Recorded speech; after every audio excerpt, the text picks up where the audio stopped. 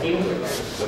يسر مجلس إدارة النادي المصري أن يقدم اليوم لوسائل الإعلام المقروءة والمسموعة والمرئية المدير الفني الجديد للنادي المصري الكابتن خوان خوزيه مكيدة وجهازه المعاون الذي تشرف مجلس إدارة النادي المصري بالتعاقد معه لقيادة الإدارة الفنية للفريق خلال الفترة القادمة إن شاء الله.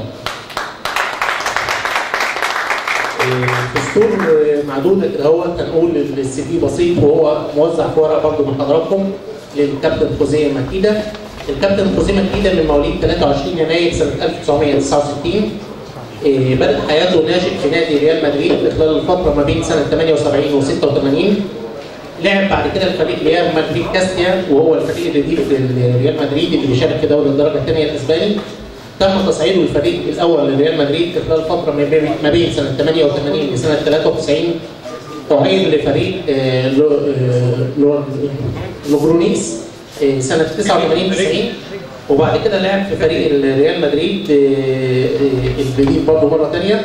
انتقل بعد كده لصفوف فالنسيا، الباسينتي، راسنج فيرول، فول لابرادا، إيرابواتو المكسيكي، بانيونس اليوناني في خلال فترة من 94 ل 2000. مشواره التدريبي تدرج في مشوار تدريب فرق الناشئين بريال مدريد قبل ان يتولى المدير الفني لفريق ريال مدريد اللي هو الرديف، والفريق ده اللي بيقوده حاليا النجم الفرنسي زين الدين زيدان. تم التعاقد في المنطقه العربيه هنا مع نادي الاتحاد السكندري سنه 2011 2012 حقق معهم نتائج طيبه، ثم انتقل للدوري السعودي تولى مسؤوليه تدريب فريق الشعلة السعودي وحقق معاه نتائج كويسه. كان هو في بدايه فتره توليه فريق الشعلة كان عنده نقطه واحده بس وكان مهدد في الهبوط، ولكن الحمد لله ان هو قدر وقدم معاه نتائج كويسه. وفي بدايه الموسم بدا مع فريق الفتح السعودي هذا الموسم اللي تم التعاقد معه من قبل مجلس اداره النادي المصري. في خلال دقيقه او دقيقتين هنرحب بس من خلال مركز اعلام النادي المصري بالكابتن خوزيه مكيدة في فيديو بسيط هيتم عرضه على شاشه العرض مدته دقيقتين تقريبا.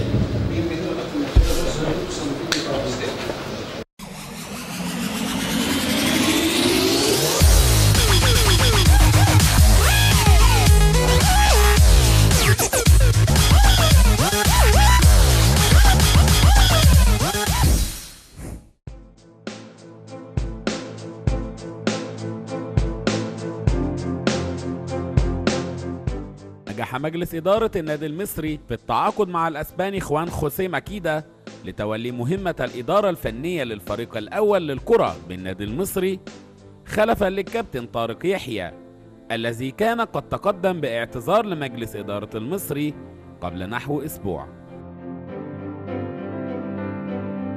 والمدير الفني مكيدة من مواليد 23 يناير عام 1969، وقد بدأ حياته في ناشئي نادي ريال مدريد خلال الفترة ما بين 1978 وحتى 1986.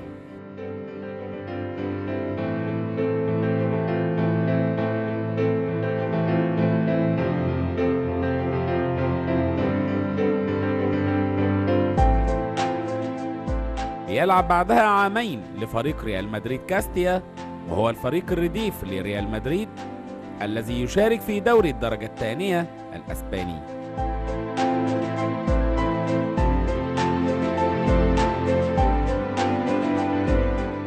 ثم يتم تصعيده إلى الفريق الأول لريال مدريد خلال الفترة ما بين عامي 1988 و 1993. تم خلالها إعارته لمدة عام لفريق لوجرونيس وذلك خلال موسم 1989 و 1990.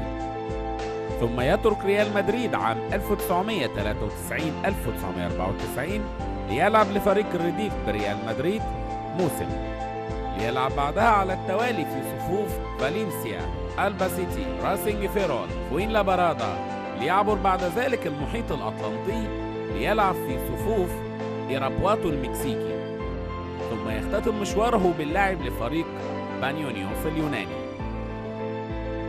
أما عن مشواره التدريبي تدرج في تدريب فريق الناشئين بريال مدريد قبل أن يتولى مهمة المدير الفني لفريق الرديف بريال مدريد، إلى أن يتم التعاقد معه من قبل إدارة نادي الاتحاد السكندري في موسم 2011-2012 لتولي مسؤولية الإدارة الفنية لزعيم الثغر.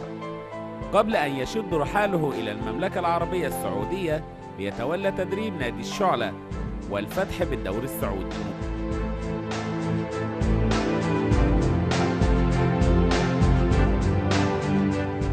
الجدير بالذكر أن الجهاز الفني لماكيدا يتكون من الأسباني أنطونيو كازورلا مدربا عاما، والكابتن مجدي الشناوي مدربا مساعدا، والكابتن سيد الناغي مدربا لحراس المرمى.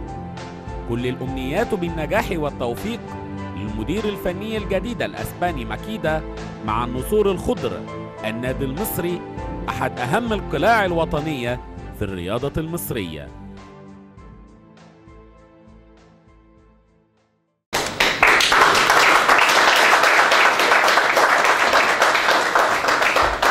الفيديو ده جهد بسيط من المركز الاعلامي للنادي المصري برحب فيه بالكابتن خوسيه ماكيدا، واحنا عايزين نعرف دلوقتي الجهاز الفني للنادي المصري بحيث ان الناس برضه تكون عارفاه. المدير الفني ان شاء الله هيكون الكابتن خوسيه ماكيدا، المدرب المساعد الكابتن انطونيو كازورولا، المدرب المساعد الكابتن مجدي الشناوي، مدرب حراس المرمى الكابتن سيد الناغي، بالاضافه للجهاز الاداري اكيد الكابتن محمود جابر والكابتن سامي شكيل. دلوقتي هتكون مع كلمه الاستاذ ياسر يحيى للترحيب بالكابتن ماكيدا، وبعد كده هنسمع لكلمه ماكيدا ان شاء الله. السلام عليكم. خلينا بس قبل ما نروح مستر ماكيدا اوجه الشكر للكابتن طارق يحيى الجهاز الفني السابق على الفتره اللي قضاها معانا.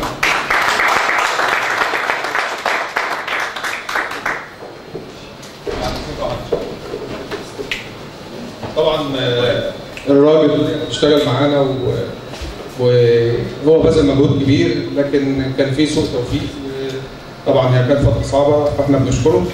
فاحنا كمجلس كنا اخدين كان عندنا راي كده ان احنا ما نغيرش، وكان عندنا توجه ان احنا لازم نحترم العقد بتاعنا، لكن الراجل قدم اعتذار ورفضناه. لكن بعد ماتش بتروجيت برضه كان قدم اعتذار، كان اتكلم معايا شخصيا وكان قال لي ان انا خلاص ما عادش قادر اكمل. وقلت له طب نهدى بكره كده، انا بس عايز اقول لكم الملابسات اللي حصلت يعني. قلت له نهدى بكره ونتكلم مع بعض. لكن حصل بعض المداخلات من الكابتن طارق، ابتدت في بقى كلام على اللعيبه بعينها، وحسيت ان في فجوه توسع. احنا كمجلس حسينا ان الفجوه توسع بين الكابتن طارق واللعيبه، والعقد هيتفرط مش هيعرف يلم الامور. فكان لازم نقبل الاعتذار ونبتدي ندور على جهاز فني تاني يكمل المرحله اللي احنا فيها دلوقتي. فكان قدامنا اختيار ملفات مصري او نفكر في نجيب مدرب اجنبي. فتلاقينا ان كل المعروض في الفتره دي مش هيحقق المعايير او الحاجه اللي احنا عايزينها بالنسبه للعيبه. احنا الحمد لله اعتقد ان احنا عندنا فريق محترم ينقصه الروح والحماس. يمكن بعد ثاني مباراه هزمنا فيها اللي هي قبل مباراه الجونه، مش متذكر المباراه ايه، راحت بعض الجماهير وابتدت يعني نوع من السباق بالنسبه للعيبه. عندنا احنا السنه دي لسه بنكون فريق، كان عندنا فاضل من القائمه حوالي 7 لعيبه السنه اللي فاتت كانوا موجودين، وابتدينا نبني عليهم. حطينا بقى بعض عناصر الخبره، وكان معظم اللي احنا جبناهم كان عناصر شباب، اغلبهم من انديه مؤسسات، وانديه المؤسسات دي ما اتحطتش تحت ضغط جماهيري قبل كده. فشفنا كده ان في لعيبه ابتدت تتمرد، ابتدت خايفه تواجه الجمهور. انتوا عارفين ان الموضوع بقى مفتوح بسبب موضوع الميديا والفيسبوك. اللعيبه معظم الجماهير او معظم المشجعين يعني موجودين معاهم على الصفحه بتاعتهم، ابتدى في شتيمه بتتبعت لهم. فكل ده اثر على اللعيبه نفسيا. فكنت بتكلم مع مستر ماكيدا في موضوع المعالجه النفسيه. فكان اللي كان موجود قدامنا بالنسبه للمدربين المعارضين المصريين يعني اعتقد ان هم مش هيعرفوا يشتغلوا في نص الموسم، ومش حته الحماس دي. يمكن اللي كان عنده الحته دي واعتقد ان هو كان ممكن يعمل حاجه كان الكابتن حسام حسن، لكن احنا طبعا عارفين ان الكابتن حسام مرتبط بعقد مع النادي الشقيق نادي الاتحاد السكندري اللي بيربطنا بيه طبعا علاقات طيبه وعلاقات تكاد تكون توأمه بيننا وبين نادي الاتحاد وجماهير نادي الاتحاد. فاحنا برضه عشان الناس تكون عارفه احنا ما كلمناش مع كابتن حسام، احنا كنا هنتكلم مع كابتن حسام المدير الفني السابق لنادي الاتحاد لو كان قدم استقالته، لان انا كان في برضه بيقابله سوء توفيق. فاحنا كنا منتظرين لا قدر الله لو كانت النتائج هتفضل مستمره بالنسبه لنادي الاتحاد كان محطوط في الحسبه بالنسبه لنا يعني عشان الناس بس تبقى فاهمه. لكن الحمد لله في مباراه الجيش الحمد لله الامور ظبطت معاهم، ونتمنى ان شاء الله لهم التوفيق. فكان لازم ندور على حد نفس الروح ونفس الحماس اللي عنده. احنا كنا متابعين، انا عن نفسي كنت متابع جيد لمستر كده لما كان موجود مع نادي الاتحاد. الراجل هو كان موجود في الفتره اللي كان نزل فيها نادي الاتحاد وبعدين لغوا الهبوط، فمجلس اداره نادي الاتحاد كان اتعاقد مع مستر مكيده، واعتقد ان هو عمل فرقه محترمه، كان في روح وكان في حماس. كنت شايف يعني حاجه كده يعني ملموسه ومحسوسه. الفرقه ابتدت تتغير بالنسبه لنادي الاتحاد. يمكن كان توجهنا في الاول ان احنا نتكلم مع مستر مكيده، وكنت اتكلمت مع الوكيل اللي الراجل اللي ساعدنا في التوقيع الاستاذ كريم حلمي البورسعيدي في اول السنه. فالراجل كان مرتبط بعقد مع نادي اعتقد اوروبا او فتح. انا بس برضه عايز في نقطه كان في كده الناس عماله تتكلم ان احنا اتكلمنا مع اجهزه فنيه واتكلمنا مع مدير فنيين ومش عارف وطلعنا صرحنا والفيسبوك. انا عايز اعرف يعني بصراحه الامور بصراحه يعني من ضمن المساوئ اللي ممكن تكون برضه اثرت على نتائج الفريق هو موضوع الفيسبوك ده وابطال الفيسبوك. يعني انا شايف ناس مشجعين هم بس كلام يعني وما بنشوفش منهم الا الكلام على الفيسبوك، وان الراجل بيموت نفسه على الفيسبوك وهو اقوى حاجه عنده صبعه اللي بيكتب بيها بس. النهارده كل يوم يكتب جهاز وثاني يوم يقول كل دي اجهزه ما انت اللي كاتبه. احنا كمجلس مش حد فينا طلع وصرح وقال احنا بنتعاقد مع فلان او احنا بنتكلم مع استاذ عبد الرحمن بصر. احنا ما فيش حد منا اتكلم في النقطه دي خالص. احنا قعدنا وقفلنا على نفسنا. لو صدفت وردينا احنا ما كناش بنرد، لو صدفت وردينا انا كنت بسمع من اللي بيقول واقول له انت اللي كل اللي بتتكلم فيهم دول مظبوط ومش في دماغنا. بس احنا في الاخر نوصل لجهاز فني محترم يرضي امال وطموح جماهير النادي المصري ويحطنا في الوضع الصحيح ويطلعنا من الجو اللي فيها. وكان اول مقياس في المعايير اللي كان بالنسبه لنا موضوع الروح والحماسي. يعني كنا عايزين مدرب حماسي، كوتش بيكاتش 90 دقيقه، راجل قاعد بيلعب مع الفرقه. وزي ما قلت لكم ان احنا كنا متابعين مستر مكيده واعتقد ان هو عنده الحته دي. الراجل طول 90 دقيقه بنشوفه بيلعب مع الفرقه، عنده حماس غير عادي. يعني انا عن نفسي لما بشوف لعيب بيجيب جول ويجري عشان يبص للمدير الفني، فدي بالنسبه لي انا بعتقدها قمه النجاح. ان اللعيب عايز يطلع كل اللي عنده وعايز يجيب هدف عشان يرضي الراجل اللي واقف بره ده. فانا بعتبرها قمه النجاح. انا شفتها مع مستر مكيده وشفتها مع كابتن حسام حسن. فيعني كلنا كمجلس كلنا اجمعنا ان فعلا هو الانسب والاصلح في المرحله دي. والراجل اتكلمنا معاه وكان سلس جدا في التعاقد، شخصيه محترمه وبعدين كمان ستايل وزي ما انتم شايفين الراجل متفوق في الشياكه يعني. بس فنتمنى ان شاء الله منكم انتم بقى ان انتم تساندوا الجهاز والفرقه. يعني ده المفروض ان انتم تبقوا لكم دور في الحته دي. يعني انتوا بتشوفوا الحرب، يعني حتى انا بشوف حاجات غريبه. يعني انت لسه بتتكلم في جهاز فني وابتدوا يبتدي فيه كلام وحاجات كده. بصراحه الموضوع صعب جدا يعني. ونتمنى من خلال طبعا انتوا كلكم ناس محترمه وناس فوق دماغنا، الجماهير بقى يعني الجماهير يعني الدور رقم يعني بياخد مركز نمره واحد في مسانده الفرقه وقبل اي حد. يعني لو احنا نجحنا هننجح بالجماهير. نتمنى من الجماهير ان هي تساند الفرقه وتساند الجهاز الفني وتساند اقل لعيب عندنا. انا مش عايزهم يساندوا اللعيب اللي واقف على رجليه، انا عايزهم يساندوا اللعيب اللي وقع عشان نشد بايديه ويرجع تاني. يعني دي مرحله الجماهير ومرحله المحبين للنادي المصري، مش مرحله الناس اللي هي بتتمنى. يعني في فئه كده انا بقول دايما في فئه ملهاش تواجد طول ما فيش مشاكل، فبيتمنوا. هم بيقولوا ان هم بيحبوا النادي، هم مش بيحبوا النادي، هم عايزين النادي يقع في مشاكل عشان يبقى لهم دور، عشان يبقى لهم مكان. يعني دول ما بيحبوش النادي، دول بيحبوا نفسهم والموضوع بالنسبه لهم مسائل شخصيه وانتوا فاهمين وانا فاهم. فانا اتمنى مساندتكم ويا رب كده ان شاء الله الجهاز الفني بقياده مستر مكيده يكون حليف التوفيق والنجاح. وانا سعيد جدا ان انا في الفتره اللي احنا موجودين فيها ان احنا تعاقدنا مع شخصيه محترمه، ويتمنى ان شاء الله يكون اختيارنا ان شاء الله يكون عند حسن الظن، ونتمنى لكم التوفيق. الف شكر.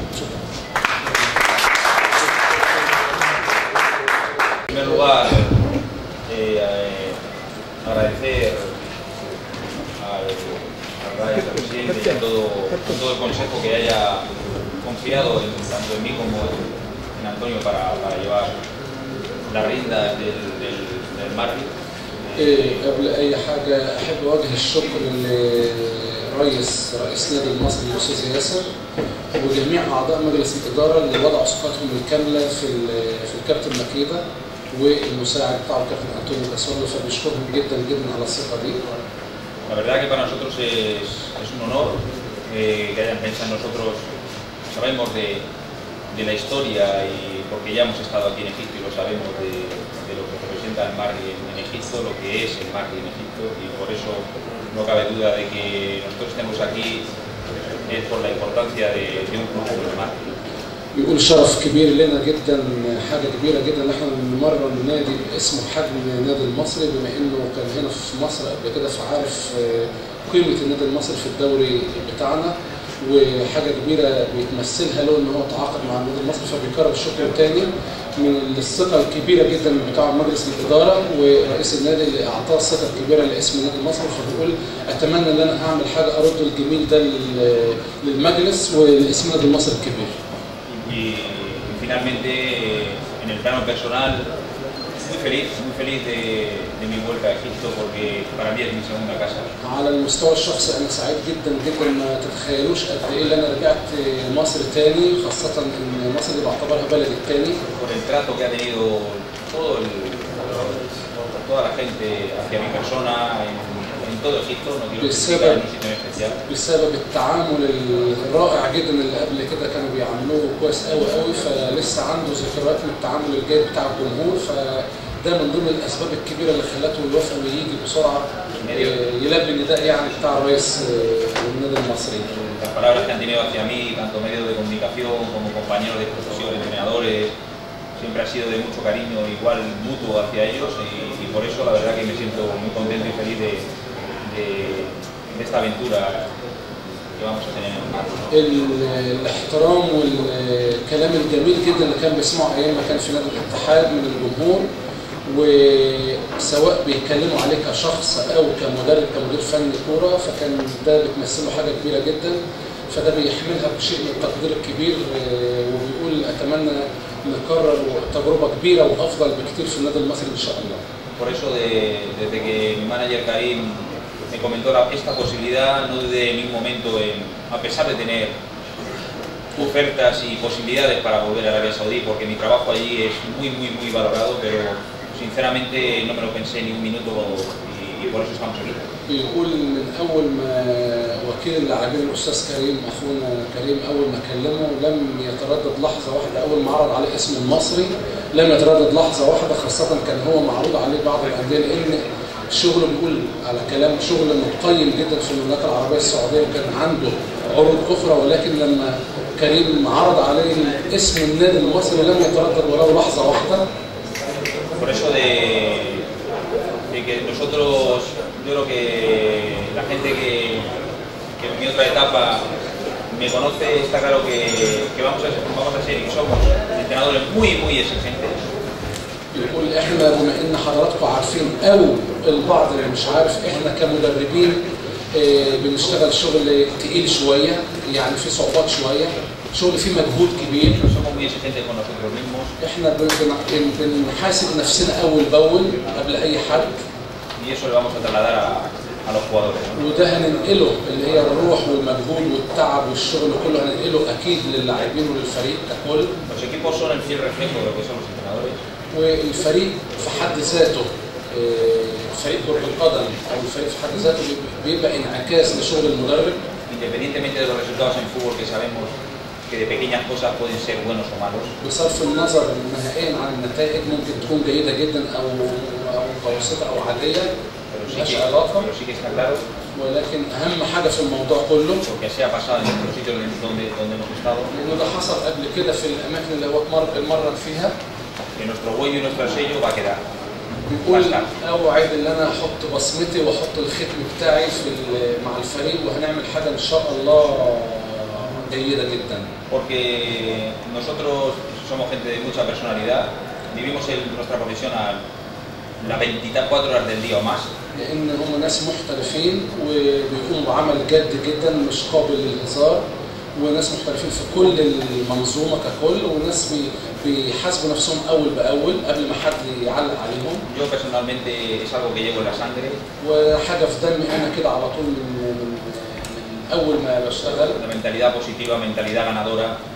دماغي على طول بحب المكسب وبحب الفوز وبحب اجاهد وبحب احارب. No cabe duda que mi estancia en el Real Madrid desde que tenía 9 años.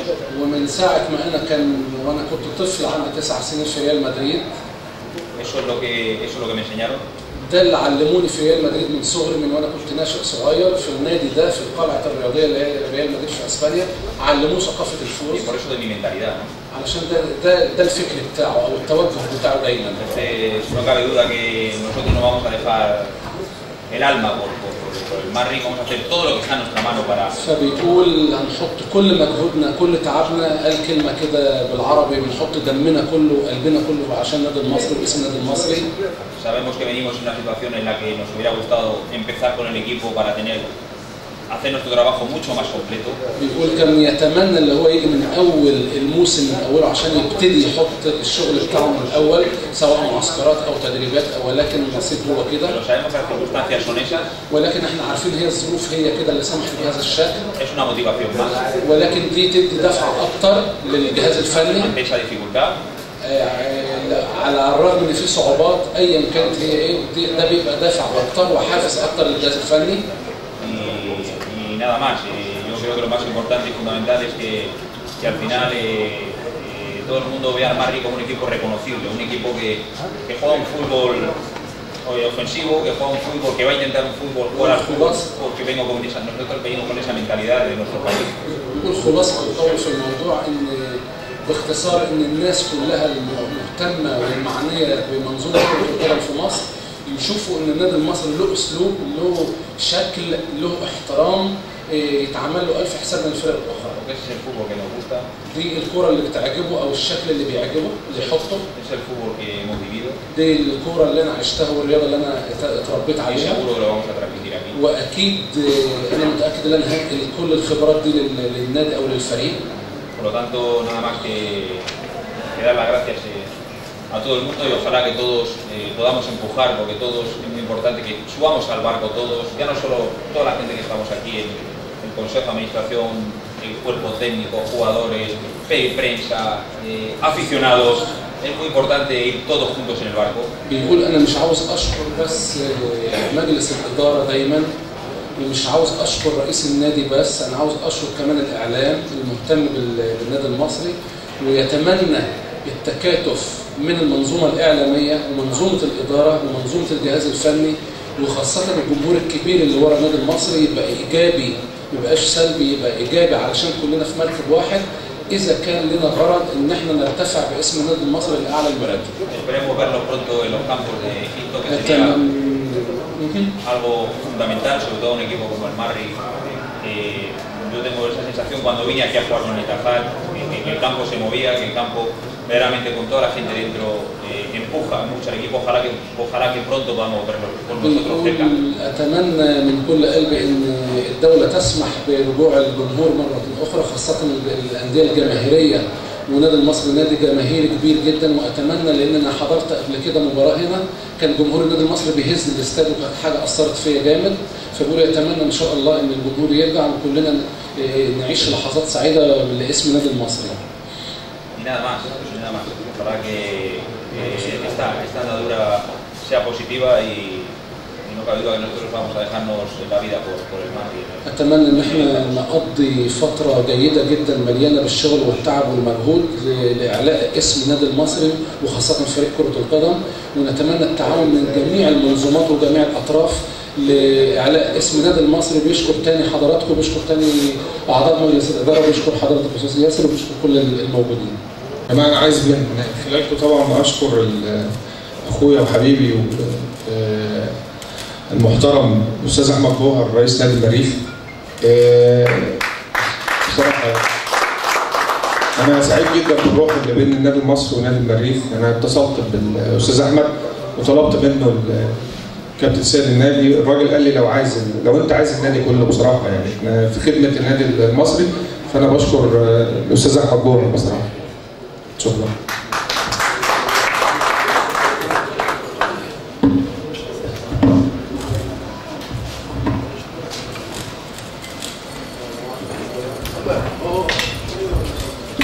بسم الله الرحمن الرحيم. مش هنتكلم على العقد او مدته، طبعا ده اسرار خاصه، لكن عايز اسال على كيف نقلت الصوره للمدير الفني، صوره النادي المصري، الموقف بالنسبه للجدول. هل يعلم ان جميع مباريات النادي المصري كلها تقام خارج ارضه، خارج بورسعيد؟ بس يعني اكتر من كده نعرف بس الموقف. هل شاف فيديو؟ هل كانت الصوره اتنقلت سماعي بس، ولا شاف فيديو وشاف لقطات اللعيبه، عرف الامكانيات بتاعت اللعيبه، ولا هنقول هيشوف الكلام ده كله خلال المباريات او من خلال التدريبات اللي هتبتدي ان شاء الله؟ شكرا. اتفضل.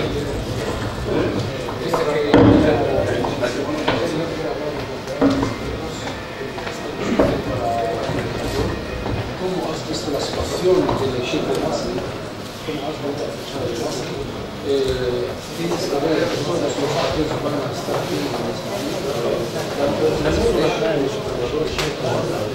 ¿Cómo puedes valorar el resultado del equipo? Bueno, acabo de aterrizar, como quien dice.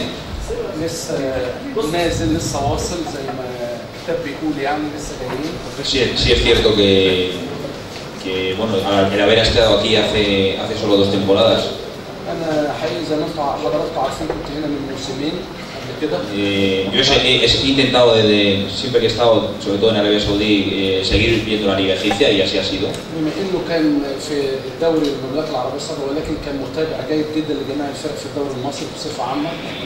طبيعته يعني. Y bueno, hay gran parte, sobre todo de los jugadores, que los conozco porque han estado en el equipo, porque han venido otros equipos. Entonces, bueno, en ese aspecto el conocimiento de los jugadores va a ser rápido, porque gran parte de ellos ya tengo constancia de quiénes son. أنا عارف أسماء كثيرة من اللعيبة في الدوري المصري بما إن التجربة السابقة، وفي لعيبة عارفهم بالاسم في النادي المصري، فما تبقى مش هيبقى في صعوبة للتواصل السريع والتعرف عليهم بصفة عامة، يعني سواء اللعيبة الجداد أو القدام.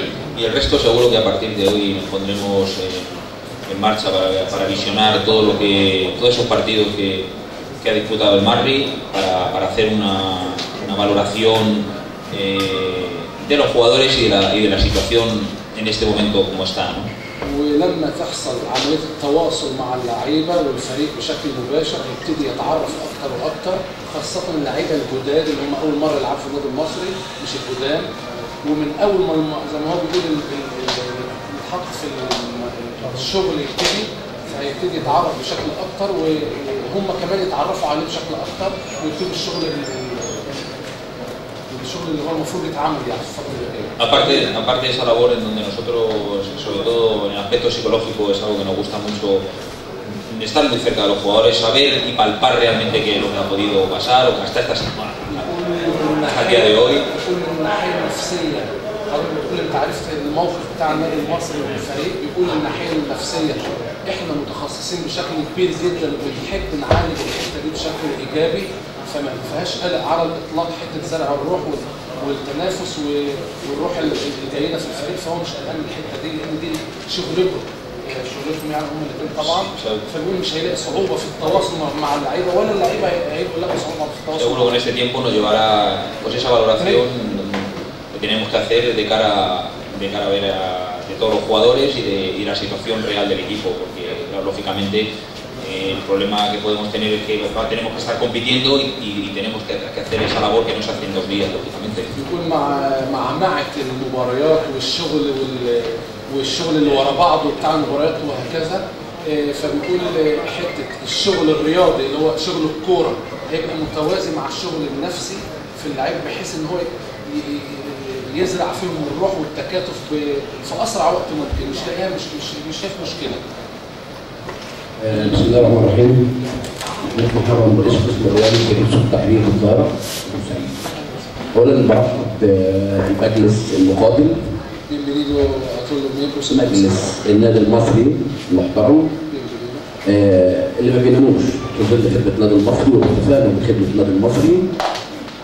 وبرحب بالمدرب العظيم حبيبي طبعا وعرفه من قبل، ورحب بكم جميعا. Bienvenido como consejo, bienvenido con toda la gente que están sirviendo el Masri y a usted también, a ustedes. نيابه عن الساده الصحفيين واعلاميين بورسعيد اللي اعتذروا ما يكونش عندهم مؤتمرات في القاهره، فالساده الموجودين هيقوموا بنفس المهام. بس كان انا عاتب مع الاستاذ ياسر يحيى في بعض نقطه اتكلم فيها دلوقتي. بيتكلم على الفيسبوك وبيتكلم على الناس اللي بتتكلم في الفيسبوك والكلام ده. لا، الشجره المثمره لابد ان تلقى بالحجاره. لابد، لازم. فانت حاج ياسر يا صاحبي وحبيبي ما تنتفكش قرار والمسيره تمشي. انت في المجلس المحترم ومالناش دعوه بالفيسبوك ولا الدنيا كلها، ما عمرها ما كانت في فيسبوك ولا حد بيبص الفيسبوك ولا حد بيتكلم في الكلام ده.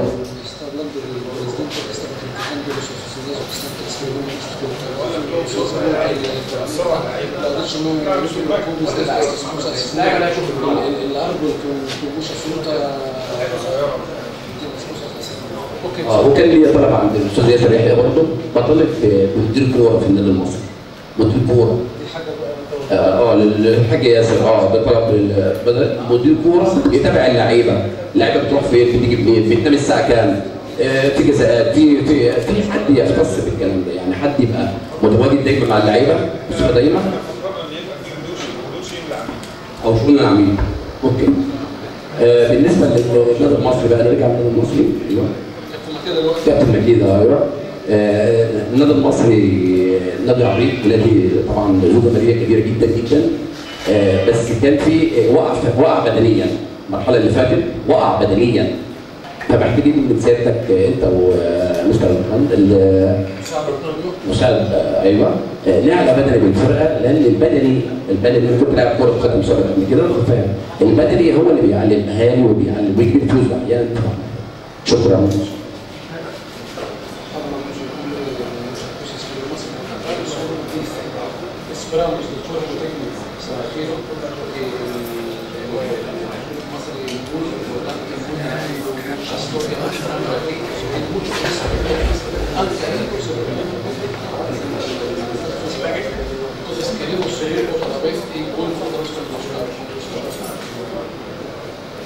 Están, han caído ya del físico del Betis.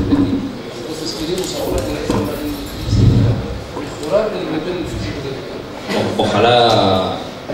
Ojalá fuéramos doctores.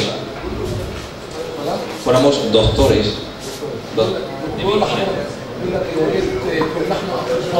Y con una الحته البدني. قلت له النادي المصري نادي عريق وذات تاريخ كبير، ولكن حاليا في الوضع الحالي زي ما قلت الشكل البدني شويه بيقول يا ريت اكون انا كنت طبيب بشري عشان ادي حبايه. una pastilla. حبايه que fuera tan fácil como eso. ان انا تبقى سهله كده ان انا ادي حبايه الراجل يتحمل لحظات. Pero en fútbol no es así. بيهزر معاك يعني، بيقول فالكوره مش كده، فبيقول الكوره القدم مش كده. Es una de las cosas que claro tenemos que ver. لكن دي من الحاجات اللي هيبقى الفوكس عليها كبير جدا، الاهتمام بها كبير جدا. ¿En qué situación está el equipo? ايه موقف الفريق بالظبط؟ ايه الحاله البدنيه اللي واقف على رجلها الفريق؟ Y es donde radica el pequeño problema en caso de que no lo encontremos. لحد ما نحط ايدينا على المشكله بالظبط. Porque tú para tener un estado físico mucho mejor, el que sea, que tú creas y donde tú quieras llegar, que es donde nosotros siempre trabajamos. انت اكيد كراجل مهتم بالنادي، اكيد بالفريق، عاوز الفريق يبقى في احسن حاله بدنيه. انا بهتم اكتر منك اضرب في 20، اللي احنا عاوزين برضو الفريق يبقى من اقوى ما يمكن في الحاله البدنيه. بيقول عاوزين وقت اكيد، محتاج فتره. No lo tenemos. ما عندناش، ما فيش الفتره الكافيه. Digo tiempo. يقصد انا بترجم يقصد tiempo de 8 o 10 días sin competir 8 ايام 10 ايام اسبوعين كاملين من غير مباريات مش موجوده الحته دي para poder mejorar lo que nosotros sabemos en aspecto físico. علشان اقدر انا احط كل الفكر اللي عندي في الحته البدنيه. Pero lógicamente tendremos que adaptarnos. ولكن لازم انت كمدير فني في الظروف دي لازم تتاقلم بسرعه جدا. Para poder ir mejorando poco a poco. علشان تقدر تحسن واحده واحده خطوه خطوه. Nuestros equipos siempre y vosotros podéis recordar el Itajat cuando nosotros estábamos aquí. corrían como perros. بيقول لك احنا شغلنا البدني عنصر مهم جدا جدا ولو حضرتك كنت تتذكر اول ما جينا الاتحاد كانت اللياقه البدنيه ضعيفه جدا جدا وكانوا بيجروا زي الحصنه. Entonces, hombre, por eso me hubiera gustado tener más tiempo o haber cogido el equipo de inicio, pero lamentablemente en fútbol pasan estas situaciones. ولكن بيقول انا كنت اتمنى ولكن الظروف هي كده ده الوضع المتاح كنت اتمنى ان انا اجد فتره طويله اقدر احط الشغل كله البدني بالذات اللي حضرتك بتتك عليها ولكن ده الظروف احنا هنحاول بقدر الامكان الحته البدنيه دي نبقى مهتمين بها بشكل كبير جدا. un análisis الظروف المتاحه. un análisis real a nivel aspecto físico del equipo individual para realmente luego saber dónde tenemos que actuar. بيقول لازم ابص بتفحص شديد جدا وعلى مهلنا قوي على كل لاعب على في حد ذاته وعلى الفريق بصفه عامه على الحاله البدنيه ونحط ايدينا على الموضوع بالظبط وبقدر الامكان في اسرع وقت ممكن نقدر نخلي الفريق في شكل جيد ويبقى واقف على رجله بدنيا. Pero voy a ver si pido esas pastillas a ver si me las dan. ولكن لما اشوف كده مين اللي هيديني الحبايه من الصيدليه عشان اداني اللعيبه بكره تمام. Si tiene una caja que me la den. بقول لك لو عندك علبه هاتها له.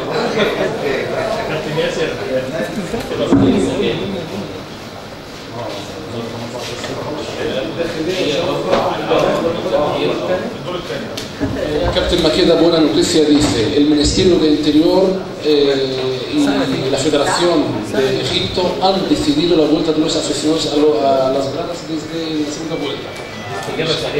Seguramente que es mi mejor noticia. بيقول من أفضل الأخبار اللي أنا سمعتها من ساعة ما أنا جيت هنا. Para nosotros الأستاذ ياسر الرئيس بيقول من وهم بيدردشوا مع بعض فكان كابتن ماكيدا طلب من الأستاذ ياسر يحط مجهوده على استرجاع الجماهير تاني. السنور ياسر dice que has venido, has pedido los aficionados que vuelven y hemos hecho lo que has dicho y llegó un mensaje y ahora está permitido.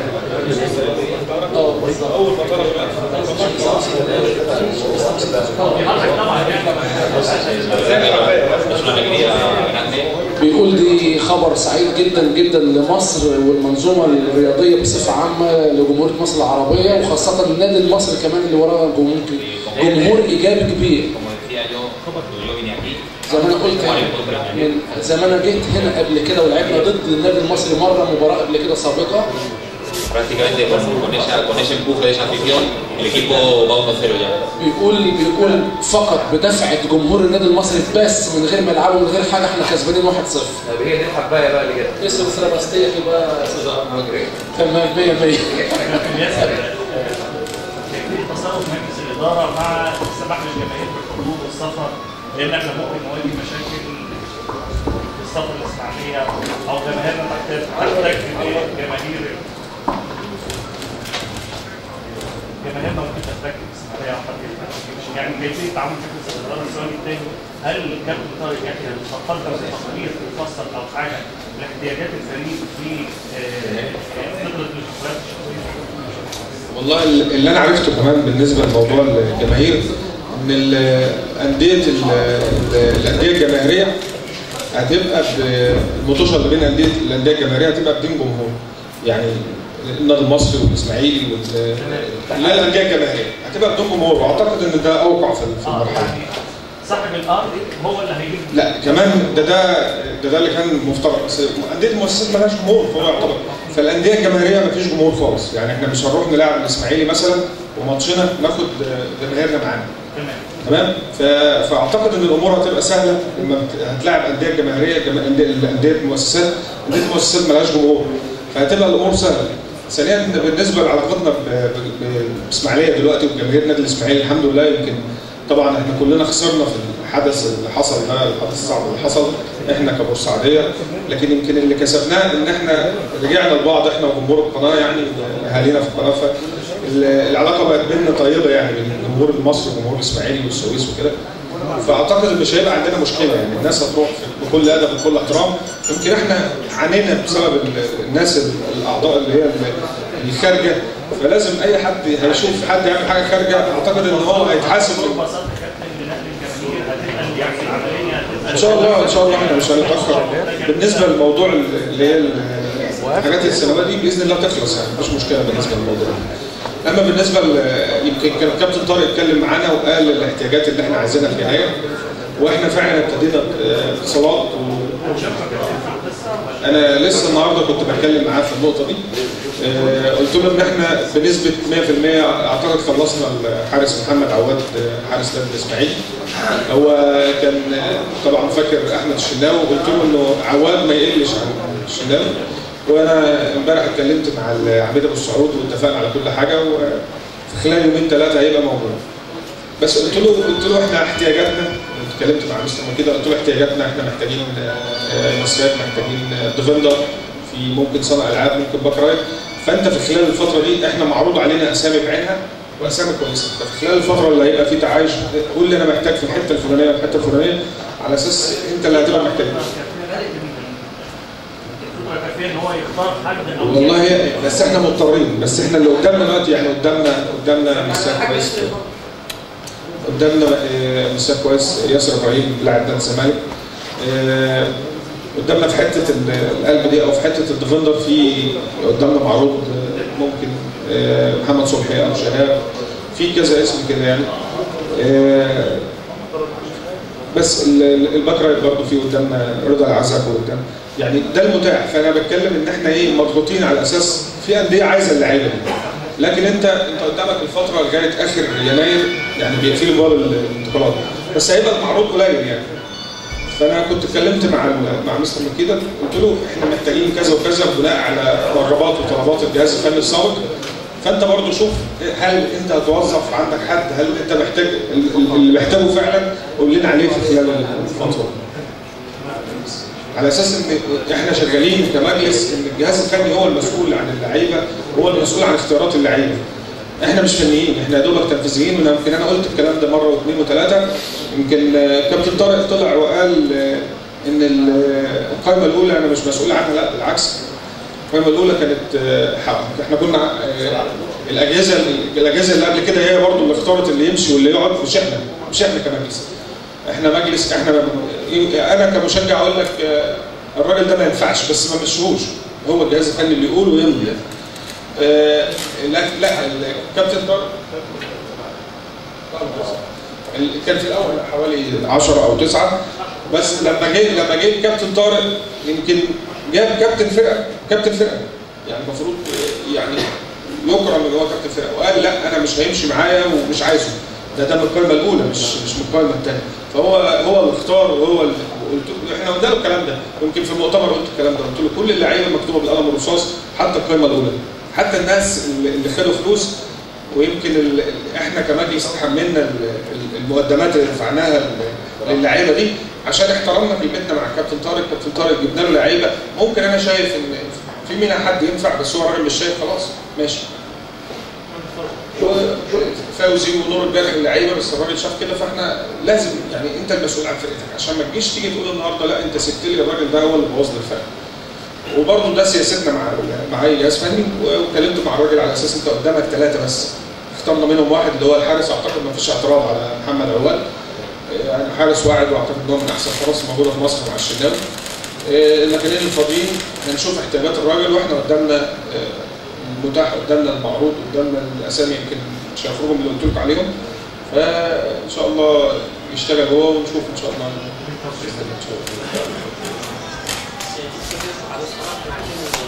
مستر انطونيو برضه يتكلم برضه يعرف يعني ايه في البيئه او ربطينه وبعد كده كابتن مجدي وكابتن ميسي بس. كابتن ميسي بيجيبوا كابتن ميسي queremos hablar con usted y decir algo a la gente. Bueno, sobre todo agradecer el recibimiento que hemos tenido otra vez aquí en Egipto y aquí en Bursaid. بيقول انا بشكر الناس كلها المعنيين بالنادي المصري على الاستقبال الرائع والجميل ده اللي هو لمسه من اول ما نزل هنا. Nada, comentar lo que ha dicho también Ignacio Maguera, que aquí con mucha ilusión. عطفا على كلام الكابتن مكيدة بيقول احنا جايين بطموح كبير جدا جوايا. Y esperamos estar a la altura y que la gente al final pues esté contenta de esta decisión y que podamos disfrutar todos, ¿no? La afición, los jugadores, el cuerpo técnico, la directiva, la gente. اتمنى ان احنا نعيش فتره سعيده ومهمه في حياتنا العمليه الاحترافيه ونعرف نقدم زي ما بيقولوا نسعد الجمهور النادي المصري ونسعد اعضائه المسؤولين عن اسم النادي المصري ونقدر نعمل حاجه ذات قيمه تتحسب لنا وتتحسب للنادي. Muchas gracias a todos. ومتشكرين لحضراتكم كلكم. شكرا.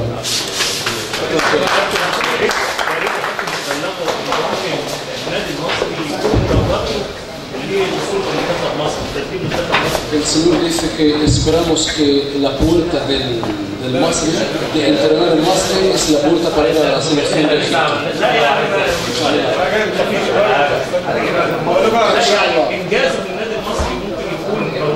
إن شاء الله بإذن الله. كابتن مجدي. بسم الله الرحمن الرحيم. أنا أولا بشكر الأستاذ ياسر يحيى وجميع أعضاء مجلس الإدارة على ثقتهم فيا وأتمنى يا رب نبقى عند حسن ظن مجلس الإدارة والجماهير. وأنا سعيد طبعا هنا في المكان ده وسعيد طبعا إني بشتغل في جهاز رئيس مستر مكيدة مستر أنطونيو وكابتن سيد الناجي ويا رب يكرمنا إن شاء الله الفترة دي بإذن الله.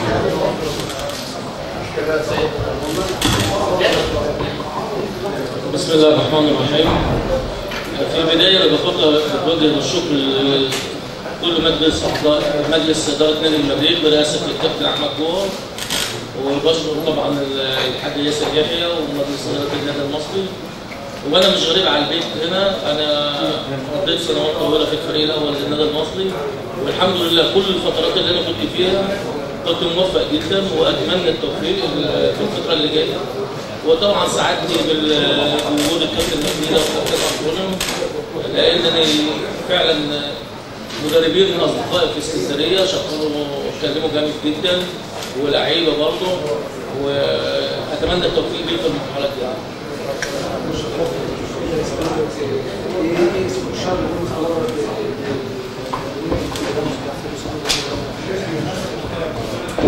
يا جماعه بعد اذنكم عايز اسمع صوت الجماهير والراجل اللي كلنا شفناه قد ايه بيحب النادي المصري وانا عايز صغير الراجل ده كنا بنقف نشجع معاه اللي بيحب النادي المصري من قلبه هي دي الجماهير اللي فعلا بتحب النادي المصري.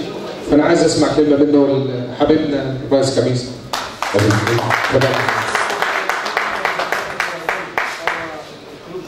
بسم الله الرحمن الرحيم. الأول برحب بيك، طبعا مش هقول لك ويلكم ولا حاجة، هو يترجم لك، ما أنت جايب مترجم ليه؟ بنرحب بيك في بورسعيد.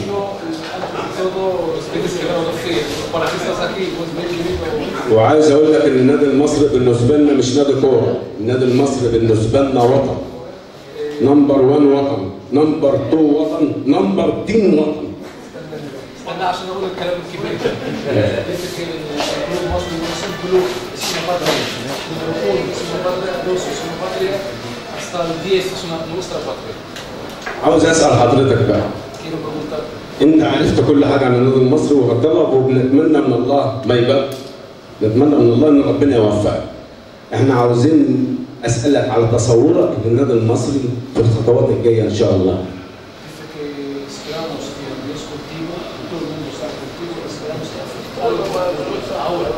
queremos tú imagina hacer sobre el camino para el máster.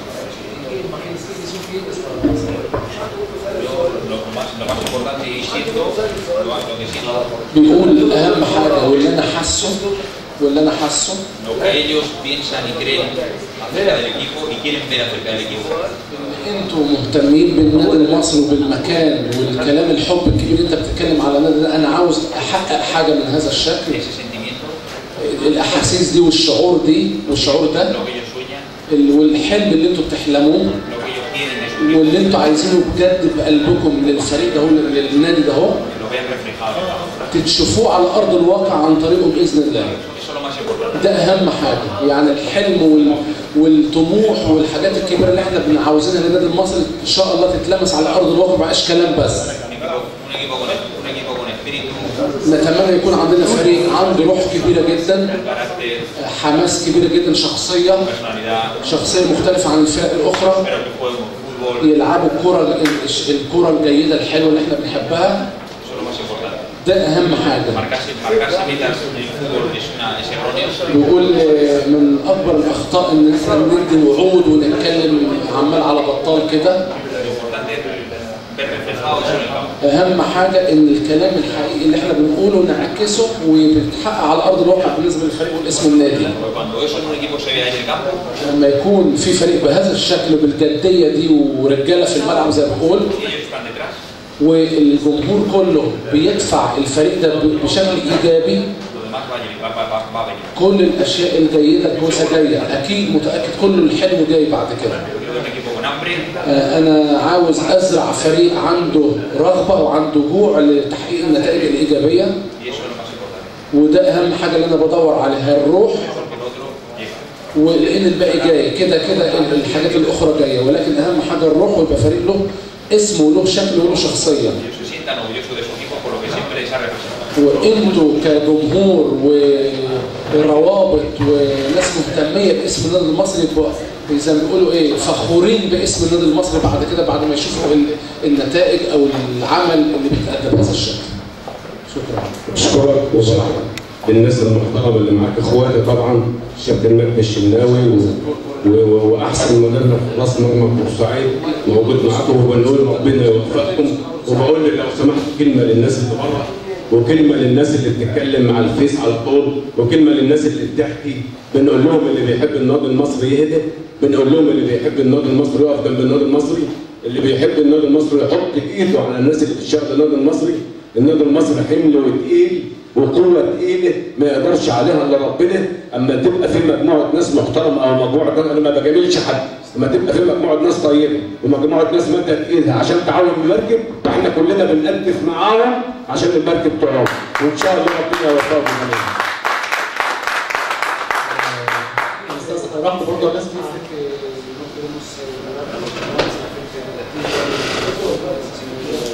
un peso muy fuerte, muy grande del Mostra que queremos estar aquí nosotros هنسمع كلمه سريعه برضه من الكابتن كريم حلمي ومدير اعمال الكابتن مكيده. وكريم حلمي للناس كتير ما تعرفوش ان هو اصلا كان ناشئ في ناشئين النادي المصري، ان هو في مرحله سنيه معينه. الناس اللي بتخدم النادي المصري على طول، وقدم لاعبين مهمين للنادي المصري السنه دي زي محمد عادل جمعه وزي عدد من اللاعبين التانيين. بيقول لك هجيبوا بكره في النادي. بسم الله الرحمن الرحيم. طبعا ارحب بيكم، وكل اللي انا عايز اقوله بس ان بشكر مجلس الاداره على الثقه اللي هو اداها لي ان انا اكون مدير اعمال لمكيده، لان هم فعلا الناس دي ومجلس الاداره ده هو اداني الثقه دي ان انا اقدر اجيب مدير فني. هو الناس طبعا لدي يعني اللي هو كريم شوف لنا مدير فني، يعني الناس فعلا بشكرهم جدا جدا جدا. بشكر مستر مكيد على الثقه اللي هو اداها لي ان انا كمان اكون مدير اعماله. بتمنى له طبعا التوفيق، وبتمنى الجهاز الفني كله التوفيق، بتمنى لمجلس الاداره طبعا برضه التوفيق، وان شاء الله مستر مكيد يكون عند حسن ظن جمهور بورسعيد. شكرا كريم. احنا في نهايه المؤتمر الصحفي الممتع ده باسم المركز الاعلامي بنرحب مره ثانيه بمستر مكيده مستر انطونيو، كابتن مجدي الشناوي، كابتن زياد النادي، واعضاء ورئيس مجلس اداره النادي المصري. وان شاء الله باذن الله يعني يكون دوت بدايه للتواصل، واحنا نفسنا ان احنا يكون في تواصل مع الكابتن مكيدة على طول من خلال المؤتمرات الصحفيه المجمعه اللي احنا نقدر ان احنا يعني نتواصل فيها مع وسائل الاعلام. حضرتك عارف ان انا دور كبير، واحنا عايزين بقى نشكر حضرتك جدا يا كابتن خالد، لان لولا حضرتك موجود معانا ما كانش حد في الناس دي كلها ولا هيقدر يفهم الكلام اللي بيتقال ولا هيقدر هو يوصل له الكلام ده. فاحنا في مجلس الاداره والمجلس الاعلامي بنتواصل بالشغل، وان شاء الله يعني تكون بدايه موفقه للكابتن مكيدة مع النادي المصري ان شاء الله، والصعيد كلها ان شاء الله تكون منتظره حضرتك في التدريب الكبير باذن الله مع المصري. شكرا.